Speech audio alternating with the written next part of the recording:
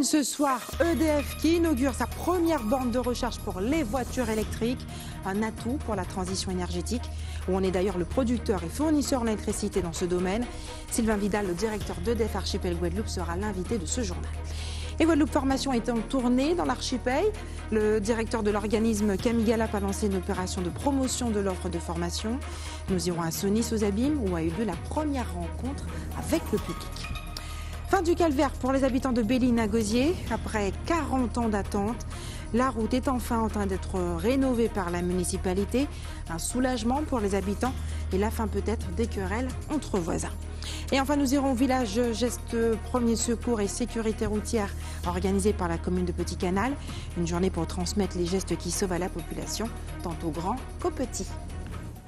Bonsoir et bienvenue sur ATV Guadeloupe. C'est une première. Le fournisseur EDF a inauguré le dispositif de recharge intelligente de véhicules électriques appelé Drive à Morne-Bernard à Bemaou. Une solution de mobilité électrique qui se veut vertueuse, mais surtout adaptée aux spécificités de notre territoire. Comment ça marche? Démonstration avec Linda Kayarzi. EDF Archipel Guadeloupe est résolument tournée vers la transition énergétique. Aujourd'hui, elle mise sur le Drive, dispositif de recharge intelligente de véhicules électriques. Pourquoi? Parce qu'on sait que le véhicule électrique est en train de se développer. Aujourd'hui, quand on regarde les consommations d'énergie en Guadeloupe, c'est 70% pour le transport et 30% pour l'électricité. Donc si on veut aller vers l'autonomie énergétique, forcément, ça passe par le déploiement du véhicule électrique. Sauf qu'aujourd'hui, la production d'électricité en Guadeloupe, elle est encore fortement carbonée à partir de charbon et de fioul. Et que donc si on laisse les choses se faire naturellement, quelque part on va remplacer de l'essence dans la voiture par plus de fioul ou plus de charbon dans une centrale, ce qui n'est pas vertueux. Ce concept de mobilité électrique se veut innovant et durable. Il n'a besoin que d'énergie solaire et du signal réseau EDF pour minimiser l'impact sur l'environnement et sur le système électrique de Guadeloupe. La puissance instantanée fournie par les bornes va se dimensionner par l'ingénierie réalisée par Green Technology et va être aussi pilotée, donc c'est ce qu'on a présenté ce matin avec EDF, va être aussi pilotée via l'open data, donc un signal qui est émis par une plateforme d'EDF qui va dire à quel moment nous sommes dans une position favorable ou dans une position défavorable pour la recharge du véhicule. Donc cette borne a tout un système intelligent qui va permettre de recharger de façon optimale votre véhicule en fonction de la disponibilité du réseau, en fonction de la disponibilité des panneaux photovoltaïques qui sont situés juste au-dessus de notre tête. Et le surplus d'énergie solaire produit permet automatiquement l'alimentation en électricité d'un bâtiment proche. La spécificité de Drive est particulièrement adaptée pour les flottes de véhicules d'entreprise et pour les collectivités. Un plein de véhicules électriques équivalent 600-700 km, c'est à peu près 10 € sur le réseau, mais bon, c'est quand même carboné, et c'est à peu près 25 € en solaire, comparé à 70-75 € et ça va augmenter puisque le prix du pétrole augmente si vous allez à la pompe. Donc c'est une technologie supérieure aux véhicules thermiques avec des kilométrages aujourd'hui de 300 km. Qui fait 300 km dans une journée en Guadeloupe? EDF Archipel Guadeloupe et ses partenaires, notamment l'ADEME, proposent une aide au financement des bornes de recharge intelligentes par le biais du programme Advenir. Ce dispositif qui concerne les parkings d'entreprises et les immeubles collectifs offre une prime allant jusqu'à 1 860 € par point de recharge installé. Et pour aller plus loin sur ce sujet, le directeur d'EDF Archipel Guadeloupe nous a rejoint sur le plateau. Sylvain Vidal, bonsoir. Bonsoir. Merci d'avoir accepté ce soir notre invitation. D'ailleurs, pour nous expliquer en quoi ce dispositif est un atout pour l'accélération de la transition énergétique. En effet, le véhicule électrique, en fait, il est complètement lié à l'enjeu de la transition énergétique pour la Guadeloupe, dont l'objectif est de viser l'autonomie énergétique. Alors pourquoi? Parce que quand on regarde les consommations d'énergie fossile en Guadeloupe, c'est-à-dire le fioul, le charbon, le pétrole, elles sont à 70% pour le transport, c'est-à-dire les voitures, les camions, les bus, et à 30% pour l'électricité. Donc si on veut progresser, il faut absolument qu'on diminue les consommations de fioul pour le transport, et le véhicule électrique est une solution. Et après, la question, c'est comment on recharge de manière intelligente et vertueuse. Et c'est là que lorsqu'on a encore une production qui est fortement carbonée, Le dispositif qu'on a présenté aujourd'hui et qui a été inauguré aujourd'hui, qui s'appelle Drive, permet justement d'apporter une solution très innovante. Alors, on l'a vu, il y a les panneaux photovoltaïques associés à l'installation. Ça, je dirais, c'est pas forcément très innovant. Mais l'innovation, c'est que lorsque les panneaux photovoltaïques ne peuvent pas fournir, la borne électrique est raccordée au réseau électrique. Et là, on a mis en place un signal électrique qui est mis à disposition par EDF, qui est connecté à la borne, qui en fait connecte par Internet, et qui lui dit c'est le bon moment pour recharger ou c'est pas le bon moment pour recharger en fonction de la production en Guadeloupe. On l'a bien vu, là, il s'agit d'un dispositif Drive qui concerne principalement les entreprises. Des milliers de Guadeloupéens utilisent leurs voitures qui dépendent de l'énergie fossile. Très peu ont les moyens encore de s'acheter une voiture électrique. Donc l'impact de ce dispositif est de fait limité concernant le territoire guadeloupéen. Quels sont les autres dispositifs d'EDF que vous pensez en tout cas mettre en place pour réduire, pour favoriser la réduction des gaz à effet de serre et pour inciter le développement des énergies renouvelables? Alors en effet, là on est sur une solution qui est, je dirais, en devenir. C'est vraiment une solution innovante, c'est pour ça qu'on en parle aujourd'hui. Mais en effet, il y a déjà des actions de fond qui sont engagées pour la transition énergétique. Et là, EDF est un partenaire, un facilitateur pour la région en particulier qui doit définir sa politique à travers la PPE, la programmation pluriannuelle de l'énergie.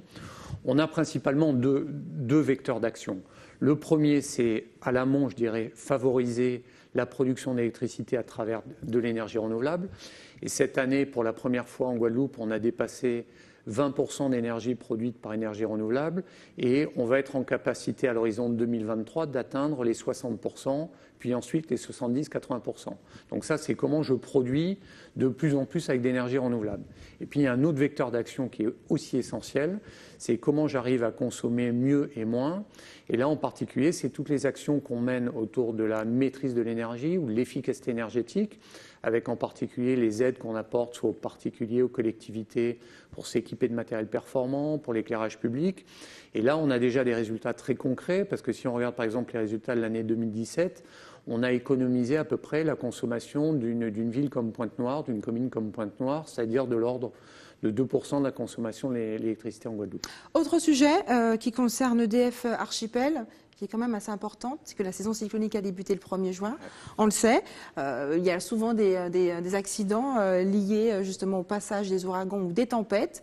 On a eu récemment Alberto à Cuba, d'autres tempêtes pourraient arriver sur la Guadeloupe. Est-ce que vous avez débuté des opérations pour éviter justement ce genre de déconvenues, j'ai envie de dire?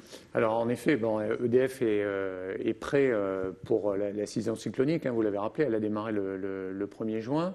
Alors, on a déjà, tiré parti de toute l'expérience qu'on a vécue avec Irma et Maria. On a fait un retour d'expérience par rapport à ça, de manière à mieux nous organiser encore.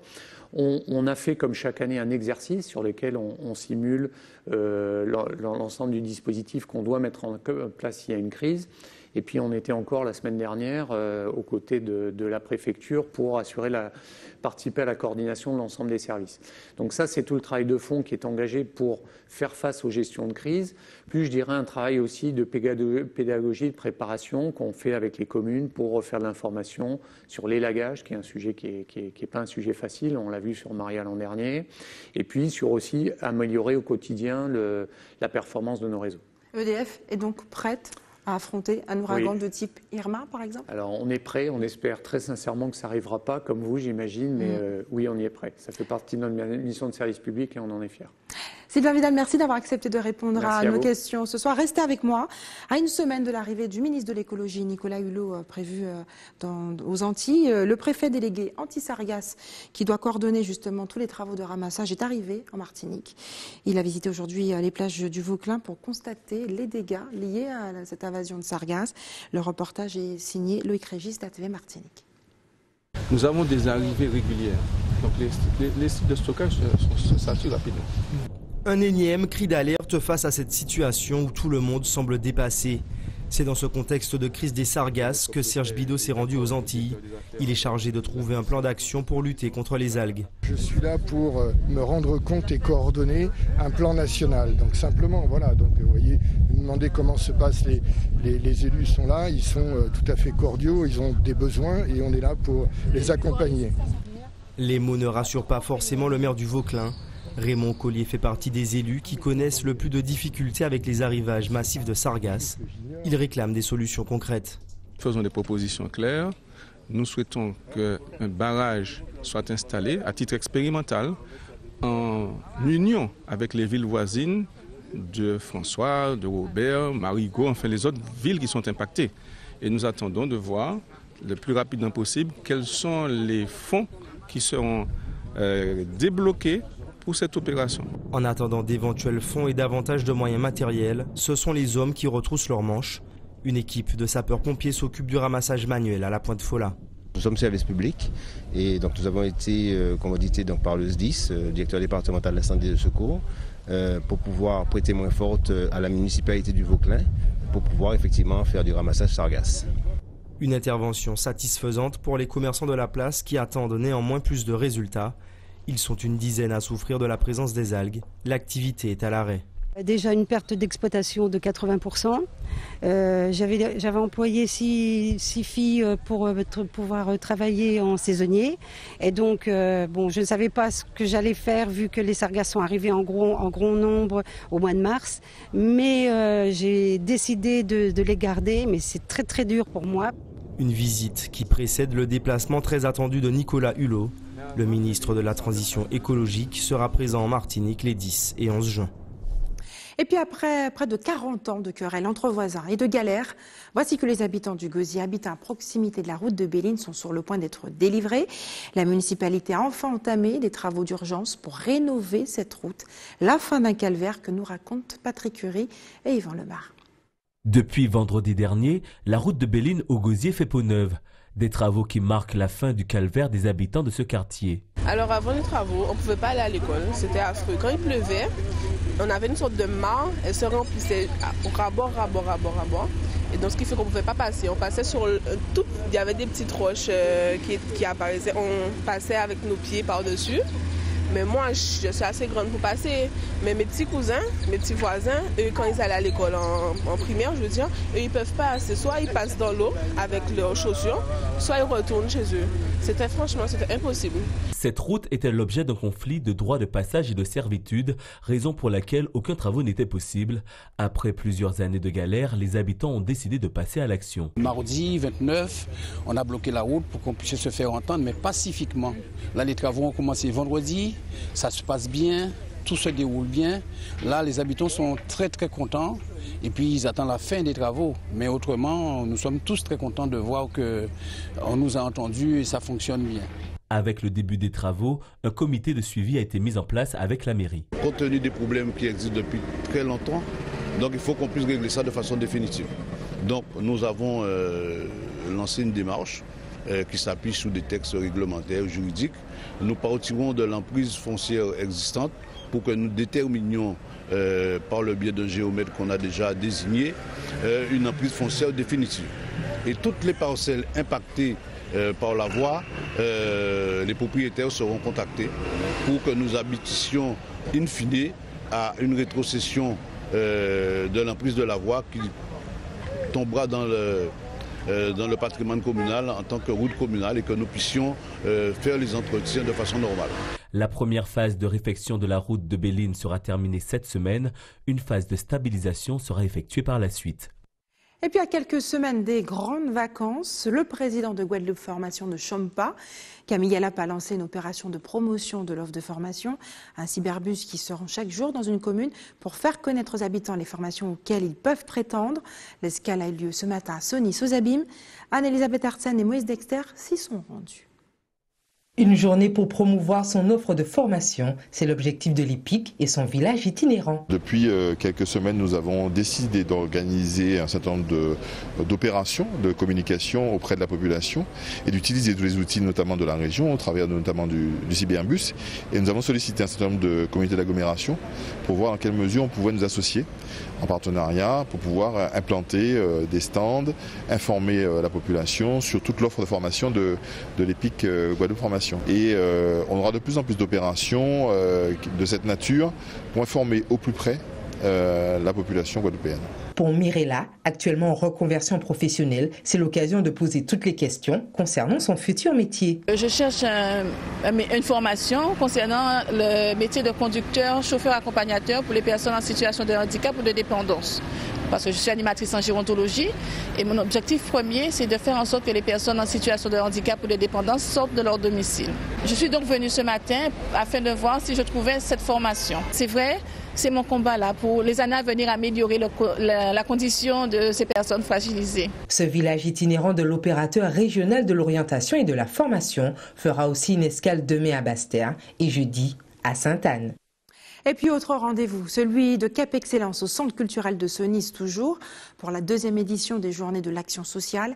De nombreux experts ont livré leurs travaux sur des problématiques liées au social, notamment les politiques à mettre en place pour accompagner les personnes âgées et les aidants. Le détail avec Anne-Elisabeth Arsène et Moïse Dexter.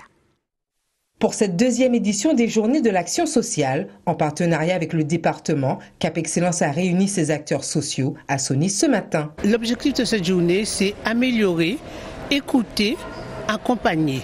Donc pour l'ensemble des partenaires, nous sommes là, nous sommes à l'écoute.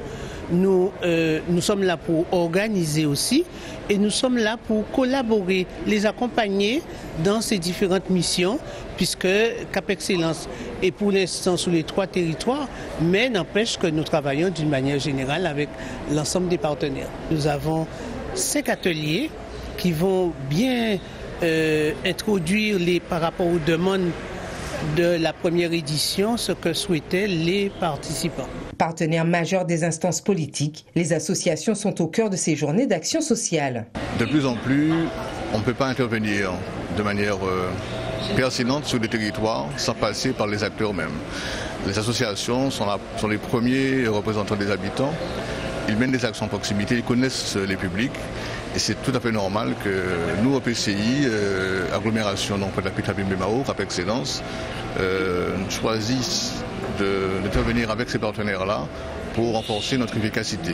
Je distinguerai d'associations que je dirais beaucoup plus structurées, qui ont un vrai projet associatif pour lesquels notre aglo ou les villes aussi, dans laquelle notre aglo ou les villes se retrouvent et sont prêts à accompagner. Cette 2e édition s'achèvera donc demain avec la restitution des ateliers et des travaux et la signature de la convention de partenariat. Et puis restez sur ATV Guadeloupe. Dans quelques minutes, le village de secouristes de Petit Canal, organisé aujourd'hui par la municipalité. Et puis rencontre avec le militant écologiste Yannick Jadot qui est en visite en ce moment en Guyane. Pour sauver une vie, parfois tout se tient à quelques secondes aux bons gestes à adopter. Depuis quelques semaines, les acteurs du secourisme multiplient les interventions dans l'archipel pour éduquer la population. Aujourd'hui, les secouristes et professionnels de la sécurité s'étaient donné rendez-vous sur le parking du stade municipal de la commune de Petit Canal pour le village gestes premiers secours et sécurité routière. Reportage Yvan Lemar, Patrick Curie. Pour cette 3e édition du village Gestes Premiers Secours et Sécurité Routière de Petit Canal, l'ensemble des établissements de la commune, mais aussi les écoles et collèges du Nord Grande-Terre étaient conviés. Nous initions chaque année cette journée pour apprendre à porter secours, avec la collaboration des pompiers, des différents services de l'État, la gendarmerie, la sécurité routière et j'en passe. On met en place ce dispositif, c'est pour effectivement montrer dès le plus jeune âge, c'est-à-dire des écoles primaires, comment porter secours et comment faire face à quelqu'un qui est blessé éventuellement pour pouvoir effectivement pallier l'attente des pompiers. Une vingtaine de stands avec des ateliers étaient proposés. Les élèves participants pouvaient durant 20 minutes découvrir des métiers ou des outils utilisés par les secours, mais également pratiquer différentes activités. Ils nous ont appris beaucoup de choses et on a fait beaucoup de choses intéressantes. On est allé dans différents stands et là je suis montée dans un camion de pompiers et on m'a fait essayer des casques. J'ai appris qu'il y avait des produits toxiques, des produits qui sont explosifs, etc. Durant cette journée, certains élèves ont pu repartir avec des attestations en sécurité routière. Et le député Europe Écologie Les Verts, Yannick Jadot, vient d'achever un voyage de 4 jours en Guyane. Ce fervent opposant au projet de la Montagne d'Or a profité pour rencontrer les acteurs qui défendent la biodiversité guyanaise. Le reportage est signé Ayodeli Germa.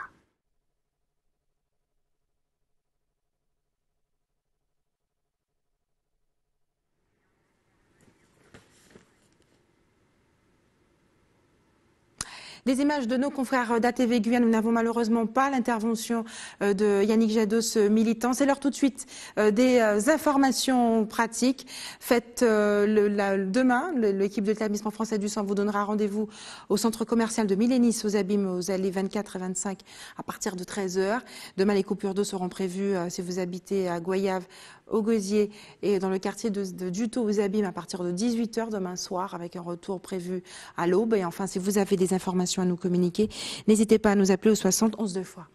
Voilà, c'est la fin de notre édition locale et régionale. Avant de se quitter, je vous rappelle les principaux titres de ce mardi 5 juin. Nous l'avons vu aujourd'hui, EDF Archipel qui a inauguré sa première borne de recharge pour les voitures électriques à Morne-Bernard, à Bemao, un atout pour la transition énergétique. Sylvain Vidal, le directeur d'EDF Archipel Guadeloupe, était d'ailleurs l'invité de ce journal. Et puis, Guadeloupe Formation est en tournée dans l'archipel. Le directeur de l'organisme Camille Galap a lancé une opération de promotion de l'offre de formation. Demain, le rendez-vous sera fixé à Basse-Terre dans le chef-lieu. Et puis nous l'avons vu, fin du calvaire pour les habitants de Béline-à-Gosier. Après 40 ans d'attente, la route est enfin en train d'être rénovée par la municipalité. Un soulagement pour les habitants et peut-être aussi la fin des querelles entre propriétaires.